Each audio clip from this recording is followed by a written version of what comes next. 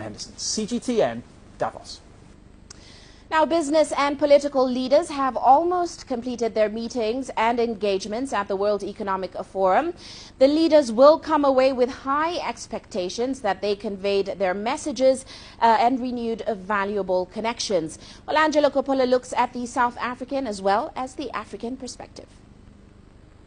Undoubtedly, the Davos meetings allowed delegations to market, sell and showcase their country's strengths as viable investment destinations. It's been suggested that in South Africa's case, the picture is looking more gloomy than it did in 2019. And it is a bit questionable at this point in time whether South Africa really has a product to sell. Because since a year ago when Mr. Ramaphosa showcased South Africa at the World Economic Forum in Davos, not much has changed in South Africa.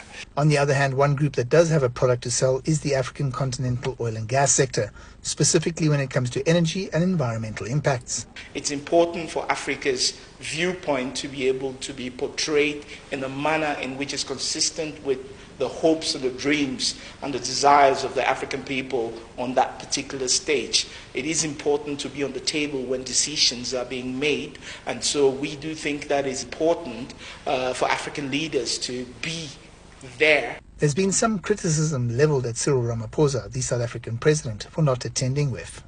It might have been an embarrassment for Mr. Ramaphosa personally to go to the World Economic Forum and admit not that much has changed in South Africa, despite his promises at the previous World Economic Forum, and therefore decided to step back, send someone else. And then, I must stress, it's always important to see a leader of a country focusing on domestic problems.